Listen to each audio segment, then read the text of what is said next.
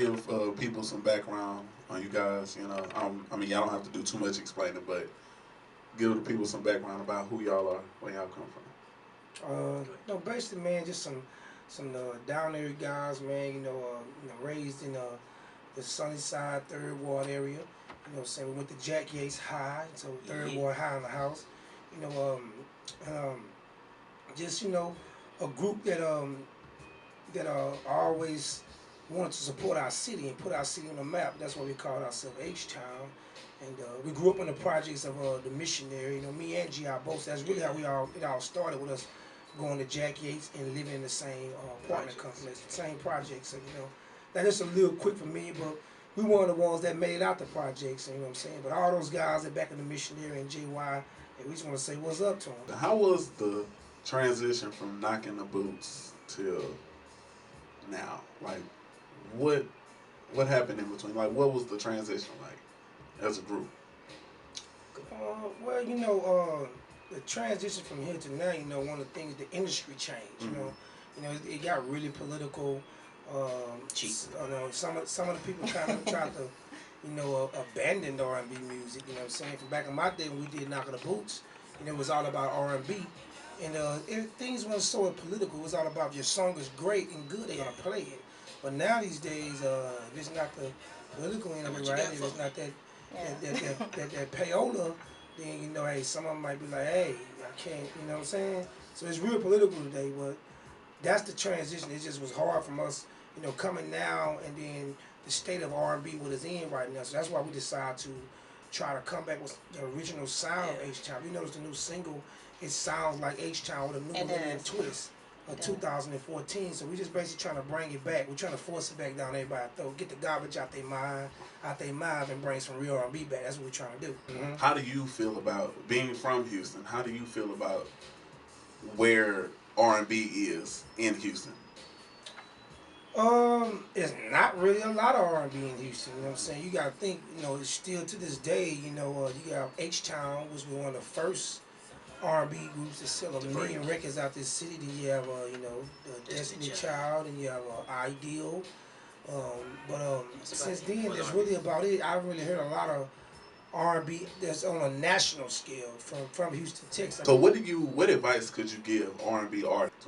I think you have to be hungry and really love your craft. You know what I'm saying? You can't be a follower. You have to be a trendsetter. You know what I'm saying? You got to create your own lane. You know what I'm saying? If a lot of people get stuck in trying to follow the other person, in reality, that person is probably suffering too. You know what I'm saying? So like, that's what kept us the longevity we have, because we stayed original. We stayed H-Town. We're not trying to be any of the new acts that's out right now. We stand true to ourselves, and praying about it, keeping God in it. You know what I'm saying? And just being original. Just create a movement. I think everybody want to be saying they represent Houston or want to be the first. Or, even like us, you know what I'm saying? We're like one of the first guys to. We named ourselves H-Town to put the city on the map. That's why they started calling the city H-Town. But you have a lot of guys that rap don't want to give us don't want to get that credit. They want to say they put the city on the map. You know what I'm saying? Or they this and they that. And I look at like one thing we do, we need to support the legendary and support the elders from Houston, Texas, and acknowledge it. Let the world know. And we got people from Houston, Texas that have sold platinum, but they so much don't want to give you the props. So they look like, hey, I wanna shine. You know what I'm saying? Or they'll go get other acts that like some of these rappers out here.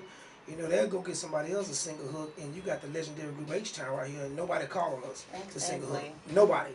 I have never done a hook with none of these rappers out here, and I'm actually bigger, and my fan base is bigger than half of the rappers that's out here, because we have a worldwide, from Japan to London to England to Australia to Germany, all over the world. So I look at a lot of it. This city is like crabs in the bucket to me.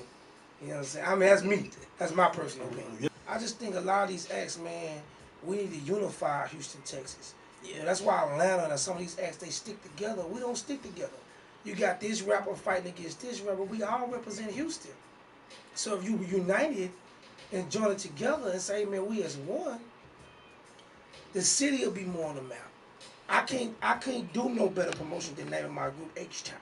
So speaking of rap, recently Music Soul Child just said that he changed his name and he's now rapping because he felt that R&B wasn't what it was, you know, back in the 90s and early 2000s.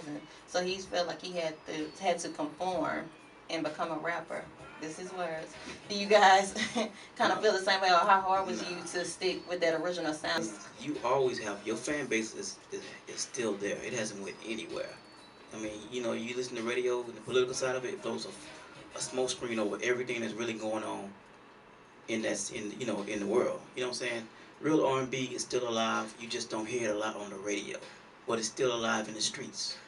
Okay. You know what I'm saying? If you give them that good music, they don't care about radio. They want that CD. They want that music for themselves. Our concerts sell out all over the world. We sell out shows all over the world. You know what I'm saying? Right to this day, you know, we've been on tour with Keith Sweat, Genuine, Jacket Ed, John B, Casey and Joe. And these shows have 10, 15,000 people that comes out. You know what I'm saying?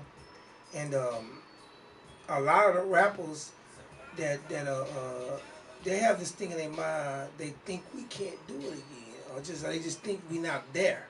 You know what I'm saying? But we touring constantly. That's really how we survive today. Groups like myself, we touring all over the world, and promoters are still paying and booking us, and people are still paying to hear the music.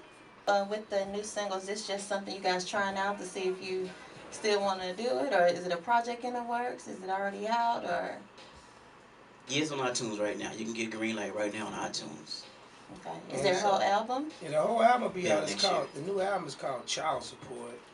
Okay. And it'll be out next year, February. Next year, February.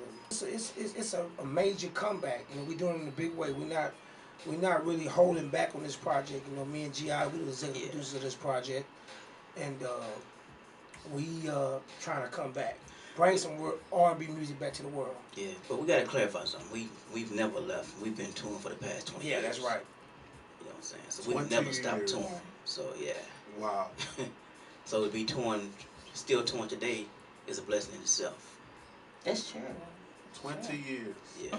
Well, actually, it's 21 years. Bruh. This year marks 21. Did y'all ever come to a point where y'all just wanted to quit? Yeah, we came to a point where we was kind of confused. We didn't know which way we wanted to go or what we wanted to do. That's mainly kind of when my brother passed. You know what I'm saying? When my brother passed, we was kind of lost for a minute. Like, do we want to continue to do this? What do we do now? And but our fans kind of like reached out to us on Facebook and Instagram, wherever we at. You know, email blasts, and just told us to keep our head up and keep going. So me and G.I., we just decided to go back on the road and tour, and we started selling our shows, and we decided that's what actually helped bring us back. Right. Yeah. Right. But in reality, you know what I'm saying, music is so much embedded in me, I could never stop doing it. You know what I'm saying? If I wasn't singing, I would be a DJ at a radio station. If I wasn't a DJ at a radio station, I'd be a manager of an artist. I would be doing something, you know what I'm saying? Songwriters, we are the main writer. We wrote everything you ever heard from HTown. So, you know, so myself, I probably would be a pimp. Now I'm just playing. This nigga. That's a joke. That's a little jokey joke. That's a little jokey joke. So, so Dino is your brother. Yeah, my twin, yeah. How did that impact you? I know, because I know as a group, I know it took a toll on y'all. I mean, y'all are all brothers, you know what I'm saying? Coming up and doing this, y'all got to have some type of bond, some type of, you know what I'm saying, cohesiveness to where, like, I know it impacted y'all, but how did it impact you as far as, you know what I'm saying, you coming up with your brother doing Oh, this? you know, man, at the end of the day, man, my brother, before outside the music, and, you know, he's my family, you know what I'm saying? So it's like, you know, a big blow to me, you know, not just for me, but for my whole family. I have 3 sisters, a mom, dad, grandparents. It affected the whole family, you know, outside of music, you know what I'm saying? And then, you know, also he was my business partner, you know what I'm saying? So to lose that was like, wow, you know what I'm saying? He was a strong part of our business. So, you know, it affected us a lot. But like we said, man, I first of all, I give it all to God, God, you know, my belief in Christ and my belief in God kind of helped us to come through it, you know what I'm saying? Always. And then with the fans, you know, reaching out to us, that gave us the strength to keep going, you know what I'm saying? But it affected us a lot. We almost didn't know we should do it again. You know, sometimes you feel guilty, like sometimes, hey, man, should I keep going? And, you know, Dino not here, we trying to have the success. But then, as we went along, everybody was saying, man, Dino want y'all to continue. Keep the H-Town legacy alive, you know what I'm saying? So that's what me and G.I. decided to do. And as a fan, I would respectfully agree. So did it ever come to a point to where you felt the need to replace or get another third member, or was it? No, that was never an option, you know what I'm saying? Because at the end of the day, Dino was such a strong member in our group. It's so hard to replace him, you know what I'm saying? And me and G.I., we feel like, man, we don't want to see nobody else in Dino's spot. Right. You know what I'm saying? We continue to write good songs. We continue to sing well. And it's almost like to the point where Dino sing through me and G.I. now, you know what I'm saying? Because if you watch us perform, you close your eyes, you would think Dino was up there with us. So, we just decided to keep it as two and continue to keep going. Absolutely. And break the trend, you know what I'm saying? A lot of groups do that. When one person leaves, they always add a new member. Yeah. So we want to just keep it original and keep the original members. To Greenlight, go ahead and give us the basis of this track. Like, where did it come from? And Greenlight is basically, man, a song basically asking the female to give us the love to it. You know what I'm saying? It's explore her body in every way. So we being respectful and saying, baby, give me the green light to do this to you, to take your body places that they never been before. You know what I'm saying? So that's basically what we did. Come on with this permission. I know that's right. It's a track written by HTown, a track that's produced by Abby Dickinson, co-written by my boy Richard Anderson. So we just basically just asking permission. And H-Town shouldn't be asking permission, but we respectful guys, so we ask permission. There you go. So what's your worst groupie tale? You guys been on the road 21 years. What's the craziest thing that's happened to you guys that involved a lady? I had a girl one time. That we had did a concert, and I let her come. I let her and a couple of her friends come in my room, and I had my boots. The actual boots I wore, knocking the boots. So I was sitting there talking to the fans, signing autographs and stuff like that, and my door was open. The door was open, and the girl asked me, she said, are those the actual boots that you had on the knocking the boots, the video? I said, yeah, they are. Pretty much they are, yeah. So she grabbed the boot and took off and ran with my boot. And I couldn't even catch it. And then she called me maybe like an hour later and said, man, I got your boot. And I just... I don't know, can I say that? Oh, we're not UC regulated. You can say that. She just cummed all over my boot. Oh my God.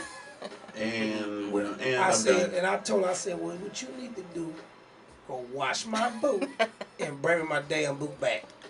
Did you bring it back? No. That's like the craziest thing ever happened to me. So in comparison, because you guys have performed quite a few places, how does Houston compare to some of these other cities, musically and as well as the way people treat you guys? Houston turns up when we get on the stage. You know what I'm saying? One thing that our fan base in Houston is still intact. You know what I'm saying? We still get love here at home. It's just like I say, the political side that kind of like make you think that it's not. Mm-hmm. It's like an illusion. It's like it's like being stuck in two worlds, and all they see is that world, and when it's written in reality. So the total. And when they say that, like, man, I ain't know it was like that. You know what I'm saying? Dude, what you mean? We sold with 13 million records. What you mean it was like that? I don't know. And even after selling that many records, do you guys feel like you still have to prove yourself? I don't. No, we just do our thing, man. We just laugh at the ones that don't think so. The ones that think we have to prove ourselves, we just laugh at them. We're more like, hey, you missing out. You're not, because we know what our fan base, we can bring to the table for a lot of artists. So we kind of just laugh at them. Yeah. Like, they missing out. It's their loss, not ours. Yeah. You got to understand, it's like 21 years now. How much can you prove is longevity? It's been 21 years since we were like 15 years old. So, and we're still doing it, and we're going to continue.